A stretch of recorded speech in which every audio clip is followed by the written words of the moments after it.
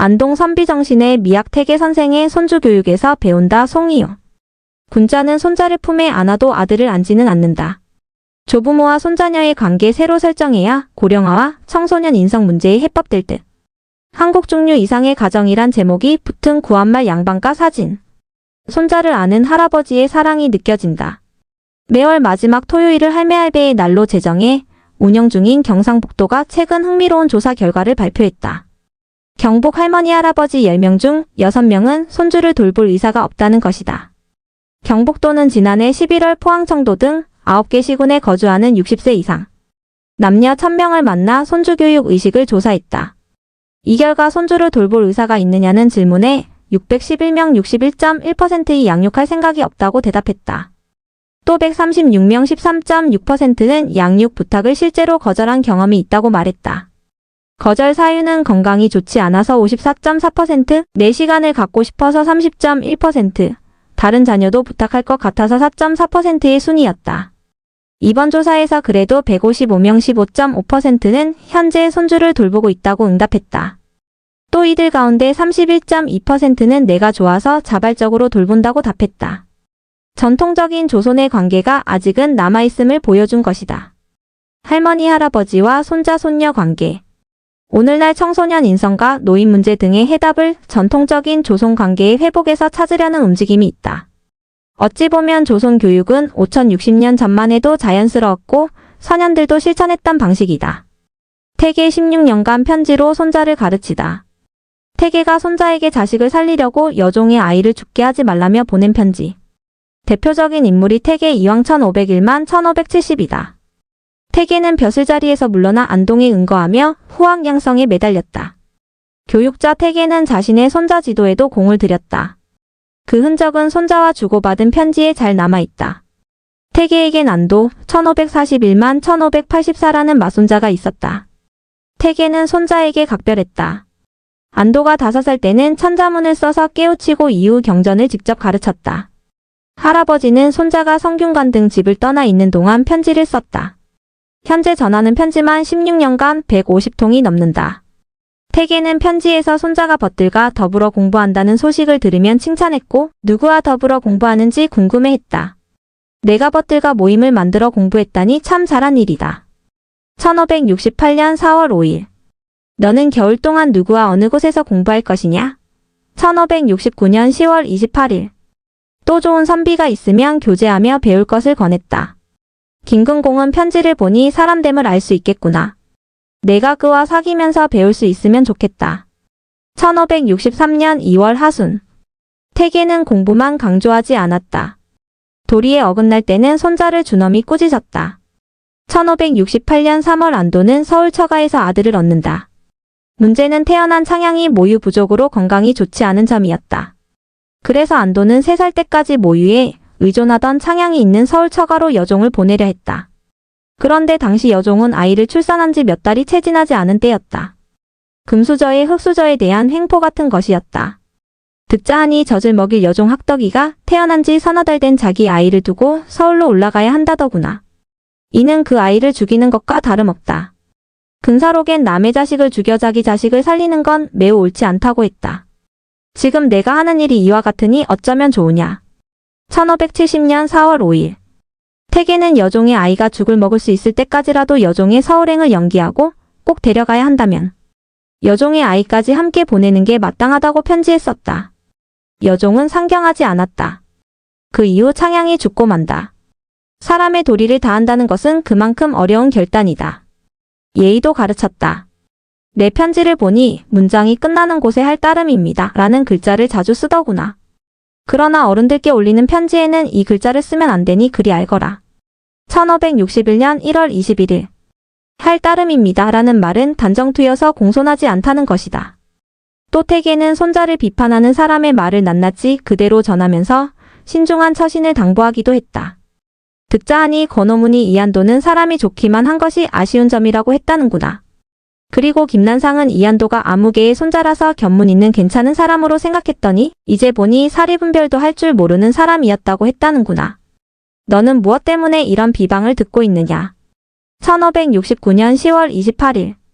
이처럼 태계는 다른 사람에겐 온화하되 손자에겐 엄격한 대인춘풍지기추상의 자세를 견지했다. 물론 인간적인 면모도 있었다. 편지 군데군데 손자 사랑과 신뢰가 드러난다. 지금 안동부에서 보내온 방목을 보고 네가 입격했다는 걸 알았다. 비록 요행인 줄은 아나 나도 모르게 남학신 굽이 부러진 줄도 모르고 크게 기뻐했다. 1561년 손자의 시험 합격 소식을 듣고 엄정한 태계조차 기쁜 속마음을 감추지 못했던 것이다. 손자 합격 소식 듣고 태계도 기쁨 못 감춰. 돌상 앞에 앉아있는 손자 뒤로 할아버지의 모습이 보인다. 김홍도의 모당 홍의상 평생도중 초도의원. 할아버지의 가르침을 받은 손자는 어떻게 됐을까? 손자는 할아버지의 일을 이었다. 태계는 손자의 역량을 인정했다. 태계는 자신이 심혈을 기울인 성학십도의 정리를 손자에게 맡겼다. 손자는 할아버지가 별세하자 마지막 순간을 기록한 고종기를 남겼다. 태계의 제자들은 스승의 글을 모으면 손자와 의논했다. 누구보다 태계의 뜻을 잘 알고 있어서다. 태계의 손자 교육은 이랬다. 조부모가 손주의 버릇을 들이는 건 핵가족이 되기 전까지 우리 사회의 관행이었다. 대가족을 이룬 전통사회에서 육아나 훈육은 생업과 가사에서 한 발 물러나 있는 조부모가 맡는 것이 일반적이었다. 대가족은 아이가 67세철이 되면 여아는 안채에 남고 남아는 사랑채로 건너간다. 아이는 거기서 조부나 증조부와 함께 지낸다. 잠자리에 들면 할아버지는 손자에게 시조부터 차례로 조상 이름을 손가락으로 등 허리에 쓰게 한다. 틀리면 할아버지가 손자의 등에 다시 쓴다. 전통적으로 아버지와 아들은 일정한 거리를 두었다. 예기 공례편에는 군자 포손불포자 군자라면 손자는 안 와도 아들은 앉지 않는다라는 말이 나온다. 육아에선 전통적으로 자신의 아들을 직접 가르치지 않는 것을 불문율로 삼았다. 맹자 1호편에는 그 까닭을 세불행야 교자필이정 이정불행 계지인호 계지인호. 직반이에유 아버지와 아들은 새가 통하지 않는 까닭의 올바름을 가르칠 때 통하지 않으면 화를 내고 이로써 서로 해치게 된다고 설명한다. 즉 아버지가 자식을 직접 가르치다 보면 기대가 지나쳐 화를 내고 부모 자식 간 갈등이 불거지면서 오히려 독이 된다는 것이다. 부자는 가르치다 자칫 그르칠 수 있는 관계.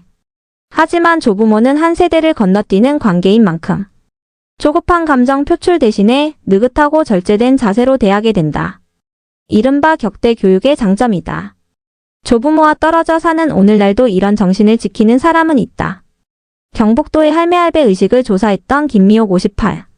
씨는 조선 교육의 소중함을 실천하는 할머니도 적지 않게 있었다고 말했다. 김 씨에 따르면 한 할머니 63는 6개월째 경북 군위에서 외손 여사를 돌보고 있다. 30대 딸은 대구에서 직장을 다닌다. 할머니는 외손녀를 어린이집에 보내고 돌아오면 동화책을 읽어준다. 또 같이 장난감을 만지며 놀아준다. 이러다 보니 외손녀는 할머니와 친해졌다. 아이가 할머니 말만 들을까봐 엄마가 오히려 걱정할 정도다. 딸은 훈육도 부탁했다. 딸은 주말이면 간식을 마련해 군이를 찾는다. 김 씨는 손녀와 지내는 할머니가 그렇게 인자할 수 없었다고 분위기를 전했다. 조선시대에는 태계의 편지 이외에도 손자를 키우는 할아버지의 일기가 전할 만큼 조선 교육의 전통이 뚜렷했다. 양아로 묵제이문건이 유배지에서 얻은 손자를 키우면서 16세까지 기록한 양육일기다. 사진이 택진 조선 중기 묵제이문건 1494만 1567은 양아록을 남겼는데 오늘날로 치면 육아일기다. 승정원 자부승지까지 지낸 묵제는 을사사화에 연루돼 고향인 경북 성주에서 귀양살이를 하던 중 손자 수봉 1551만 1594을 얻는다. 유배 생활이 시작되자 가족은 그곳으로 거처를 옮겼고 외아들은 수봉이 태어난 지 6년 만에 죽었다. 양아록은 묵제가 손자의 출생부터 16세까지 키운 이야기를 기록하고 있다. 이 일기는 중원 때 한국학과 이상주육 13교수가 1996년 세상에 처음 알렸다. 묵제는 유배지에서 삶을 마쳤다. 그 뒤 가족은 묵제의 처가인 충북 계산군 문강면으로 옮겼다. 이 교수는 묵제의 후손이 살았던 마을의 이웃에서 살았다. 그는 묵제가 태계율곡 등 당대의 이름난 학자들과 교유했다는 말을 들었다. 1989년 한문학을 공부하던 그는 종손을 만나 묵제가 남긴 서책을 보게 된다. 거기서 양아록이란 일기를 발견했다. 이 교수는 손자를 기르며 연령별 특징과 질병의 치료, 그 시대 풍속까지 적은 희귀한 기록이라며 현존하는 가장 오래된 육아일기라고 평가했다. 묵제의 육아일기를 들여다보자. 10여 세까지 잘 보살펴주어 혈기가 거의 안정되고 정신과 식견이 성숙하면 응당 제 몸가짐 가벼이 하지 않겠지. 그런 후에 명운이 안정되어 재앙질 병행액을 면하리라. 1기에 남은 조선 중기의 조선 교유. 양아록을 남긴 묵제 이문건매니가 손자, 아들이 차례로 묻혀있는 묘소의 모습. 묵제의 묘는 2012년 경북 성주에서 충북 계산으로 이장됐다. 경기를 일으키니 안타깝다. 1555년 12월 난 제목 아래 붙인 시 형식의 일기다. 1555년 동짓달 초여세에는 손톱을 다친 기록도 등장한다. 9월 초 손상을 입었는데 10월 보름께 상처가 아물고 동짓달 초에 손톱이 살아났다는 것이다. 옛날의 증자는 수족을 온전히 보존하여 오랜 세월 아름다운 자취로 추앙받았으니 손자는 모름지기 이런 뜻을 유념해서 털끝 하나라도 감히 회상치 마라. 일기에는 손자가 이지를 앓고 더위를 먹은 이야기 등 질병과 사고 등이 낱낱이 적혀있다. 이가 도단하고 걸음마를 하고 말을 배우는 등 성장 발달 사항도 기록했다. 조급증을 경계하고 술버릇을 탄식하는 등 나쁜 버릇을 걱정하는 내용도 있다. 아이의 종아리를 때리는 건 내가 악독해서가 아니요 아이의 나쁜 습관을 금지시키기 위해서라. 만약 악습을 금지시키지 않으면 고질이 되어 끝내 금지시키기 어려우리. 악습의 기미는 초창기에 바로 꾸짖고 금해야 하는 법.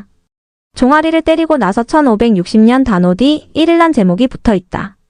손자가 화를 내기에 종아리를 때려 깨우친다는 내용이다. 손자 숲길 어렸을 적 이름은 행동이 거친 편이었다. 수가 틀리면 단칼에 그네를 끊어버리고 눈을 부릅뜨고 화를 내기도 했다. 음주도 잦았다. 할아버지가 회초리를 들고 악습을 조기에 바로잡으려 노력하는 모습이 군데군데 나타난다. 묵제는 일기를 쓴 이유를 스스로 이렇게 적었다. 아이 기르는 일을 기록하는 것은 내가 할 일이 없어서다. 노년에 귀양살이 하는데 버탈 동료가 적어졌고 별 계책이 없어 생산의 일을 도모하지 못하는 처지다. 아내는 고향으로 돌아가 외로이 지내는 처지에 오직 손자 재롱을 보면서 나를 보낸다. 손자 교육은 이렇게 여유 속에서 이뤄졌다. 이후 수봉은 임진왜란 때 경문을 쓰는 등 활동하고 자신의 공에 대한 포상을 사양하는 사람이 됐다고 전해진다. 양아록은 조선 교육의 생생한 기록이다. 양아록은 현재 서울시 유형문화재 373호로 지정돼 있다. 경상북도와 성주군은 공동으로 최근 양아록을 어린이용 만화로 편찬했다. 묵제의 묘소는 2012년 유배지 성주에서 아들과 손자가 묻힌 계산으로 이장돼 3대가 다시 만났다. 이장 과정에서 많은 유물이 나와 충북대 박물관에 보관돼 있다. 묵제의 후손인 성주이시 묵제공파 21480 충북 증평군 종친회장은 유물은 문화재 지정을 신청하고 계산의 기념관 건립을 추진하고 있다며 앞으로 조선 교육의 전통을 잇는 사업을 구상 중이라고 밝혔다. 조선이란 말의 뉘앙스가 달라졌다. 과거엔 정감 어린 단어였지만 지금은 결손 가정을 뜻하는 조선 가정을 먼저 떠올리게 한다. 핵가족화로 조선이 따로 사는 경우가 흔해지면서 격대 교육은 기대하기 어려워졌다. 가족 간 정서 교육은 사람다운 사람을 키우는 우리 사회의 중요한 과제로 떠오르고 있다. 학교도 대신할 수 없는 교육이다. 가족 공동체 회복운동 경북도의 할매할배의 날. 경북도가 지난 3월 26일 문경에서 개최한 할매할배의 날의 조선 노래자랑대의 모습. 화음을 함께 맞추는 등 준비 과정에서 조선 관계가 돈독해진다. 태계와 묵제의 사례에서 보듯 조선 교육은 선비에게 중요한 일이었다. 욕심이 앞서는 부모 자식 간 교육을 뛰어넘어 조선 교육에는 지혜가 숨어 있다. 할머니 할아버지는 혈육의 정을 바탕으로 오늘날에도 어머니 아버지가 해내지 못하는 부분을 보완할 수 있다. 김관용 경북도지사가 제안해 2014년 10월 지정된 할매할배의 날은 그런 점에서 주목할 만하다. 매월 마지막 토요일인 할매할배의 날에 손자 손녀들이 할머니 할아버지를 찾아뵙고 삶의 지혜를 배우는 기회로 삼고 있다. 세대를 건너뛴 조선이 주기적으로 만나 서로를 이해하고 공감하고 소통한다. 이를 통해 손자는 인성을 함양하고 궁극적으로는 끝없이 무너져 내리는 가족 공동체도 회복하자는 운동이다.